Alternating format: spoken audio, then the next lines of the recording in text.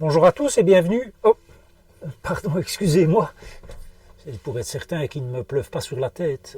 Même dans le van, oui, même dans le van. A tout de suite. Ce n'est pas une blague. Il pleut dans le van. En tout cas, il pleuvait. Nous sommes aujourd'hui le mardi 24 novembre. Et quelle ne fut pas ma surprise, la nuit de dimanche à lundi, aux alentours de 3h45, d'être réveillé et d'entendre ploc, ploc, ploc, ploc, ploc, ploc, ploc, ploc, ploc. Je venais à peine de sortir de mon sommeil, donc je me dis, tiens, ça ressemble peut-être à un bruit de piezo, hein, c'est la même fréquence, mais le piezo, c'est plutôt tic-tic-tic. Vous avez vu que je fais très bien le piezo, hein. Et là, c'était plutôt ploc, ploc, ploc. Voilà, donc je jette un rapide coup d'œil au frigo et je vois que l'aiguille est toujours bien dans le verre. Et puis de toute façon, le piezo, c'est un truc qui ne s'active que quand on pousse sur le bouton, puisque c'est ce qui permet de faire le contact avec la pile. Donc je me lève, j'allume, et oh surprise, une mare par terre, juste là devant la porte coulissante. Je lève les yeux. Et qu'est-ce que je découvre? Que ça goûtait donc à ce rythme-là, hein. Ploc, ploc, ploc, ploc, ploc. Donc les gouttes tombaient à cette vitesse-là. Du lanterneau, le van penchait un petit peu vers l'avant. Donc l'avant du véhicule, c'est ici. L'arrière du véhicule est là. Et ça coulait plus ou moins par ici, en fait. Par la moustiquaire. Donc pas par le bord extérieur ici. Ça coulait vraiment ici par la moustiquaire. Donc j'ai ouvert la moustiquaire. Comme vous le voyez sur ces images, j'ai ouvert la moustiquaire qui était trempée et qui dégoulinait. Et je me dis, c'est quand même bizarre que l'eau vienne par là, alors que le van penche vers l'avant. Je m'attendais plutôt à ce que s'il doit y avoir de l'eau qui rentre, c'est par l'arrière. Puisque comme le van penche vers l'avant, il y a l'arrière du lanterneau qui est là, et il y a évidemment de l'eau qui peut stagner là pendant la nuit. Et il pleuvait pour ne pas changer, hein. On a vraiment une météo désastreuse depuis, je dirais bien depuis mi-octobre au moins, à tel point que ça, psychologiquement, c'est quand même pas évident, hein, cette vie à rester enfermé dans le van parce qu'il fait moche. Enfin bref, je me dis, ben voilà, qu'est-ce qu'il m'arrive encore? Et donc, voilà, problème de joint ou de je ne sais quoi au niveau du van. J'ai essuyé ce que j'ai pu, j'ai mis torchon, casserole pour ne pas avoir une inondation par terre, hein. Je préférais avoir ça sur un torchon et dans des casseroles ou des plats. Le matin, quand je me suis levé, ça ne coulait plus, en tout cas jusqu'à ce que je me mette en route.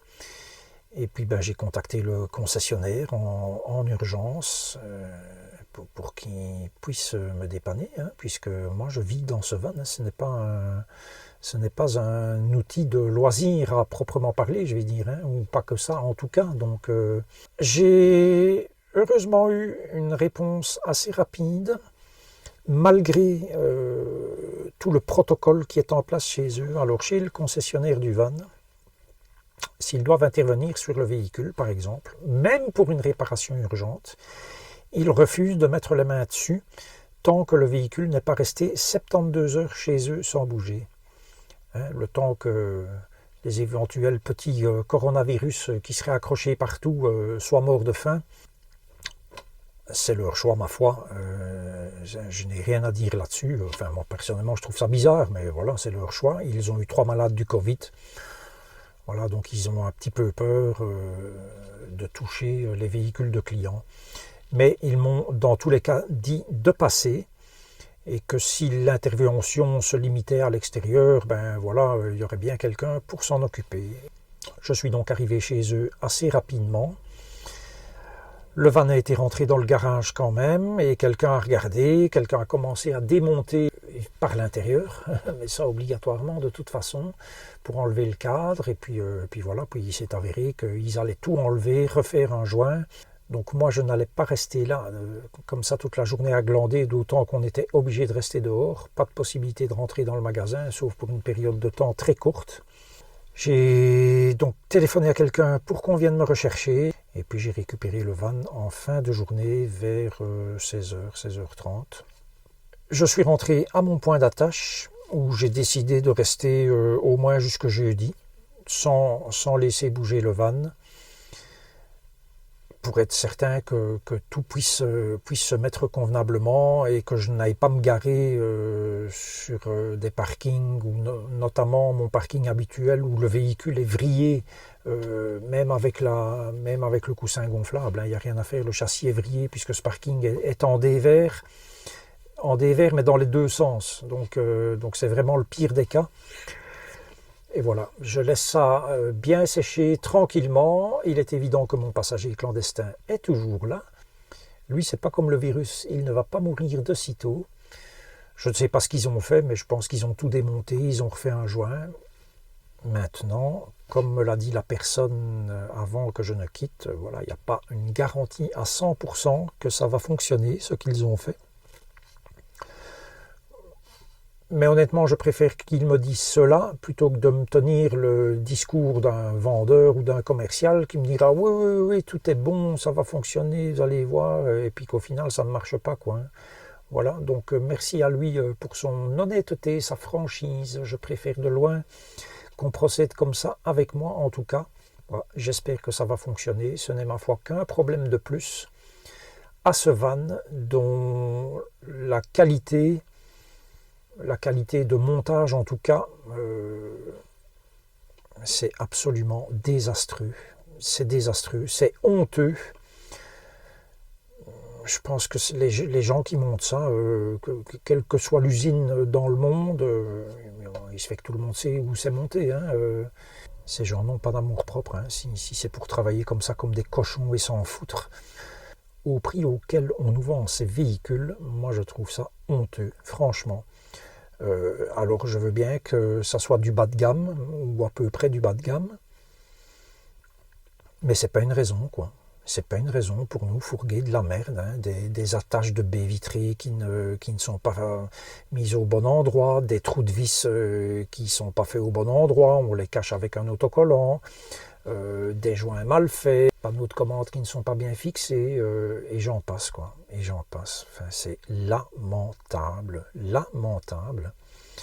Et le pire, c'est que des véhicules bien plus chers n'offrent nullement une garantie de meilleure qualité, parce que hier, chez le concessionnaire, il y a une autre personne qui est arrivée, qui était furibarde, qui avait acheté un véhicule de 80 000 € et qui avait des problèmes aussi, quoi. Voilà, c'est triste, c'est vraiment triste. Donc un problème de plus.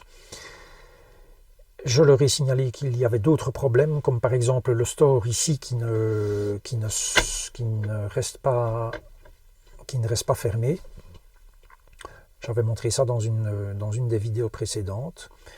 Donc ils ont pris des photos pour des garanties. Moi, ce que je crains, c'est que tout ceci doit être décapitonné pour régler ça, ou soit pour changer le store, soit pour le régler. Ils parlaient d'un réglage des câbles. Moi, personnellement, je pense que c'est un réglage de câbles, mais effectivement, il faut tout décapitonner. Et donc, tant qu'on est dans la coronafolie, le véhicule, il doit arriver chez eux, rester 72 heures avant qu'ils ne commencent à travailler dessus, quoi. Donc il n'y a pas d'urgence avec ça, d'autant que je me suis fait, comme vous l'avez vu aussi dans la vidéo de présentation, dans la vidéo de moquerie de chaussons, je me suis fait, en fait c'est avec un rail, j'ai coupé un morceau de rail LED pour tenir ce store fermé la nuit, donc ça c'est pas dramatique. Les fermetures de baies de la porte, j'ai signalé aussi. Alors, je vais vous montrer ce qu'ils ont fait. Ils ont simplement été mettre des rondelles pour remonter cette plaque-là et qu'il y ait une certaine accroche. Bon, moi je pensais benoîtement qu'ils allaient couper un morceau de plastique pour que ça ait la forme, ou la même taille en tout cas que ça, pour mettre une épaisseur en dessous. Mais non, ils ont été mettre des rondelles. Voilà, je vous montre ça. Voilà, c'est incroyable, quoi. C'est incroyable, des rondelles. Donc je vais aller dans un magasin de bricolage et je vais essayer de trouver des morceaux de plastique pas trop épais, et puis les découper éventuellement à la bonne dimension, refaire 2 trous pour enlever cette cochonnerie, quoi. C'est quand même pas du beau travail, hein, je suis désolé. Voilà. Mais donc voilà, quand quelque chose est bien, je le dis. Donc merci beaucoup à la concession, merci à Monsieur M, qui se reconnaîtra maintenant, hein, forcément, puisqu'il s'est reconnu la première fois, pour la diligence dont la concession a fait preuve pour mon souci de lanterneau qui fouille. Alors aujourd'hui c'est une belle journée ensoleillée, ça change vraiment. Et comme je suis à mon point d'attache que je n'en bougerai pas, et que j'avais quelques petites courses à faire, et que la route principale ici devant est complètement fermée à 1 km d'ici, ils sont en train de refaire un passage à niveau et c'est totalement fermé. Donc pour faire les 4 km qui me séparent de la ville voisine, je dois faire un détour de 10 km en fait. Et je me suis dit, mais pourquoi ne pas sortir la moto? C'est l'occasion. Je suis de toute façon bien équipé. J'ai un équipement hiver Bering, donc avec 3 couches sur la veste, 2 couches au pantalon. Et voilà, je suis parti à moto. Eh bien, je vais vous dire que ça m'a fait le plus grand bien d'un peu m'échapper de tous ces problèmes de vanne et pouvoir m'échapper après être resté quand même enfermé pas mal de temps à cause de la pluie. Donc j'ai été faire mes petites courses. Vous allez voir que moi, quand je fais mes courses, c'est au pas de course. Hein. Elles portent bien leur nom d'ailleurs, hein, les courses. Je fais mes courses au pas de course. Alors, je ne sais pas si vous avez ce genre de magasin en France. Ici, en fait, c'est la chaîne de magasins Colruyt. Il n'y a pas de tapis aux caisses. Donc, on arrive avec un chariot et on reprend le chariot du client précédent. Et donc, évidemment, Covid oblige, les caissiers nettoient les poignées de chariot chaque fois, évidemment. Hein. Et donc, quand ils scannent les articles, ils prennent dans le chariot avec lequel vous avez fait vos courses et ils le déposent dans le chariot du client précédent, qui lui a fait exactement la même chose, hein, forcément. Et donc voilà, c'est finalement pas mal comme système. Anciennement, avant, quand je dis anciennement, ça fait comme si c'était un changement d'air, mais c'est presque ça. Hein. Nous sommes dans l'ère Covid. Donc avant l'ère Covid, dans l'ère précédente, ils rangeaient carrément vos courses dans un bac pour ceux qui prenaient des bacs. Moi, j'ai toujours fait mes courses avec un bac plastique pliant. Et donc, ils prenaient du chariot et ils rangeaient... Et il rangeait dans mon bac. Et je peux vous dire que c'est principalement des hommes dans ce magasin-là. En tout cas, aux caisses, ce sont principalement des hommes. Et je peux vous dire qu'ils étaient très stylés pour ranger. C'était optimisé aux petits oignons. Donc maintenant ce système-là est fini à cause du virus. Il n'y a aucune raison, mais soit c'est comme ça. Hein. Il y a plein de trucs, de toute façon, qui sont complètement débiles hein, maintenant dans les nouvelles règles. Mais c'est comme ça. Et voilà comment ça se passe dans cette chaîne de magasins. Et puis retour à la maison, donc par des petites routes, hein, forcément, puisque la route principale est fermée en son milieu. Ça m'a fait vraiment énormément de bien de ressortir ma moto. Alors ma moto, si jamais il y a des motards dans mes abonnés ou dans mes spectateurs, ma moto c'est une Tracer 900 GT. Avant cela, j'avais une Tracer 900 en 2017 que j'ai revendue à mon fils et j'ai repris à la place une Tracer 900 GT. C'est un moteur, donc c'est une Yamaha. C'est un moteur CP3 de 847 cm3, 115 chevaux pour 227 kg avec les valises. Eh bien, je peux vous dire que ça déménage. C'est surtout là le plaisir, ce sont les accélérations en comparaison du Fiat Ducato, évidemment. Il n'y a pas photo, si je peux dire, puisqu'on passe quand même. Alors moi pas, parce que j'ai pas les skills nécessaires. Mais cette moto passe quand même de 0 à 100 en 3,7 secondes, je pense. Donc c'est très très court. Moi, j'ai jamais essayé, mais ce sont les chiffres en tout cas. Et alors, petite info, moi je n'ai pas passé mon permis moto, puisque je fais partie de cette génération qui a passé son permis il y a déjà très longtemps. Et à l'époque, quand on passait son permis, il était d'office validé pour les catégories inférieures. Donc j'ai commencé par passer mon permis voiture, permis B, et il était d'office valide pour la moto. Et donc, contrairement à mon fils qui, lui, a dû passer son permis moto, moi, je n'ai pas dû le passer. Et je peux vous dire qu'il y a quelques années, la moto, c'est tout récent pour moi. Il y a quelques années, quand j'ai acheté ma première moto, c'était une Yamaha MT-03. J'avais commencé très petit, mais j'ai très vite changé aussi. Je ne savais pas ce que c'était une moto, je ne savais pas comment on changeait les vitesses, rien du tout. Et donc, j'ai regardé une chier de vidéos sur YouTube. Voilà, pour un petit peu me former. C'est comme ça que j'ai vu que quand on poussait côté droit du guidon, en fait, la moto, elle part à gauche. Voilà, tous des trucs que je ne savais pas, alors que j'ai fait du vélo pourtant.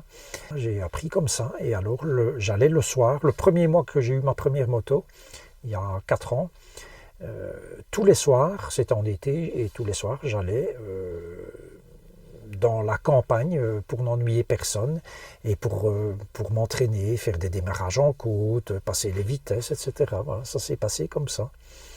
Voilà, vous me direz peut-être que c'est un peu dangereux et voilà, c'est comme ça que ça s'est passé. Et puis après ça, j'ai acheté une MT-07 et puis après ça, j'ai acheté une Tracer 900, donc qui a été reprise par mon fils. Et maintenant, une Tracer 900 GT que j'ai depuis 1 an et demi et avec laquelle je ne roule vraiment pas beaucoup. Elle a 3800 km au compteur. Donc, franchement, je vais dire, voilà, ça a été ma petite évasion aujourd'hui et ça m'a fait le plus grand bien, certainement à la santé psychologique aussi, parce qu'on vit quand même des moments très compliqués. C'est terminé pour aujourd'hui. Je ne manquerai pas de revenir avec d'autres nouvelles s'il y en a. Je vous remercie d'avoir regardé cette vidéo. Prenez grand soin de vous et je vous dis à la prochaine.